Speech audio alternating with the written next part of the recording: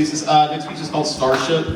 And the composer writes in the program notes, in Japan, there is an old tale which has been told since before time began. Two of the most beautiful stars in the night sky are Altair, representing man, and Vega, representing a woman.